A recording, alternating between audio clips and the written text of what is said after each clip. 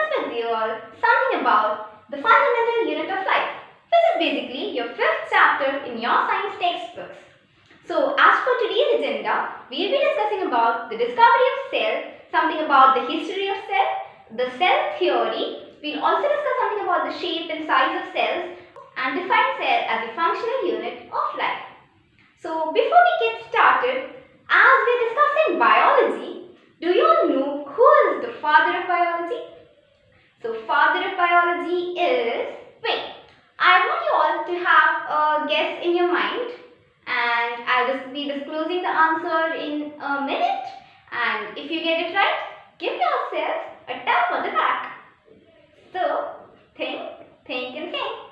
Father of biology is none other than Aristotle. So if you got it right, give yourself a tap on the back. Okay, so Aristotle was a Greek philosopher back in 4th century BC. So that's a very long time ago. And he basically traveled to Lesbos, an island, and he was fascinated by the kind of plants and animals, the wildlife over there, and he thought that why don't we study all this? So that was the start of biology. So that was the birth of biology, and hence Aristotle is known as the father of biology. So we have a lot on today's agenda. So let's get started with the fundamental unit of life. So before understanding what this complicated sentence means, let me tell you something. So there is another definition for this fundamental unit of life, where we will be basically expanding the term fundamental. So there are 3 things that this fundamental means. So that will give you with the second definition of whatever we are discussing about, and you will eventually develop this definition by yourself as we go through the session. So before going to the session, let's have a short story. I hope you all like listening to stories, right? So there was a very keen scientist, very curious scientist in 1665, and his name was Robert Hooke. So Robert Hooke designed his own microscope, basically a device with which he could magnify things, see smaller things on a larger scale. So as he designed the microscope, he wanted to observe something with that. So he just randomly took a bark of a tree and took cork from that. Cork is a substance in the bark of a tree, alright? So he took it and placed it in the microscope, and he observed something like this. You know, something like a honeycomb, yeah. So these were like small compartments, you see. So he named it as cells. So cells in Latin means small rooms, little rooms, okay. So this appeared to him like little rooms, so he named it as cells. Then there was another curious scientist in 1674, and his name was Leeuwenhoek, Anton van Leeuwenhoek. So what he did was, he took a sample of water from a pond, and then he basically observed that sample of water, and to his surprise, he saw something similar to this as Robert Hooke observed. So one thing was clear: all living organisms had something in common, something on a very smaller scale. Later, the discovery of Schleiden and Swan, the proposal of them, that is the cell theory, made everything clear. Schleiden and Swan proposed that all living organisms are made up of a basic unit of life, which is called a cell. So all living organisms were made up of cells, and cells are the building blocks of life. So Rudolf Virchow later on added something to this cell theory, another postulate. He told that cells came from pre-existing cells. Alright, so that's like one cell gave birth to another cell. So that's a very interesting topic, and we'll see the topic at the end of this lesson. So for now, let's focus on the first 2 postulates proposed by Schleiden and Swan. That is, all the living organisms are made up of cells, and cells are the building blocks of life. So by all this, one thing was clear, that cells were structural units of any life. So we got our first term, that is structural.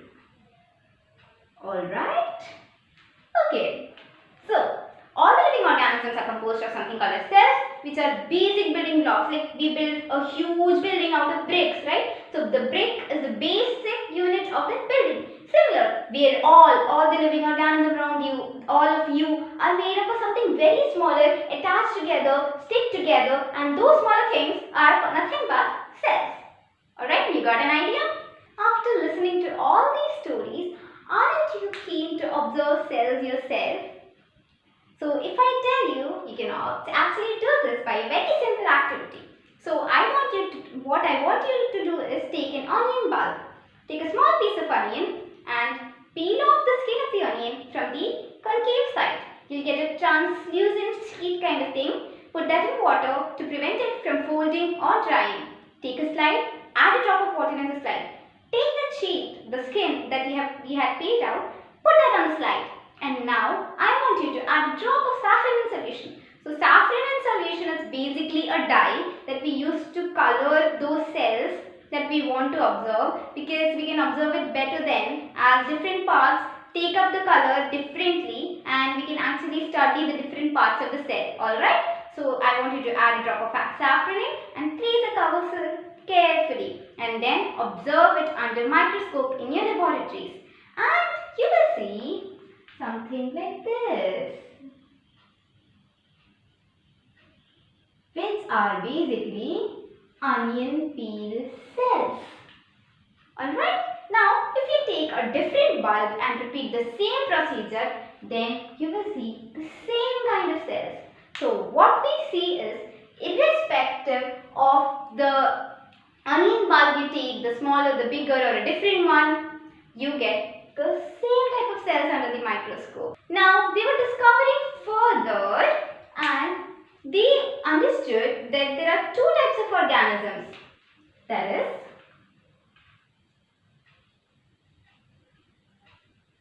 unicellular organisms and multicellular organisms.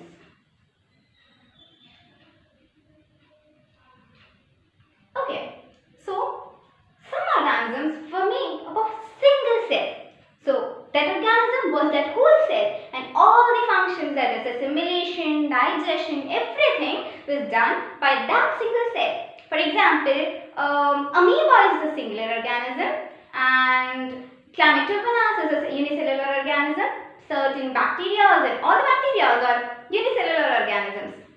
So talking about Amoeba as an example, so Amoeba looks something like this.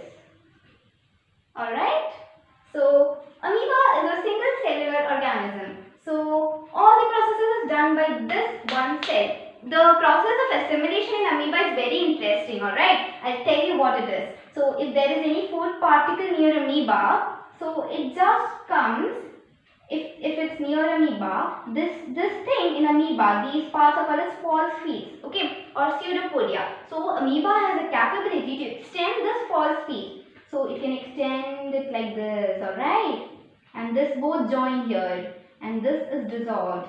So basically what happens, this food is engulfed inside Amoeba. The food which is outside is now inside. Interesting, right? Similar to this, different organisms have different mechanisms.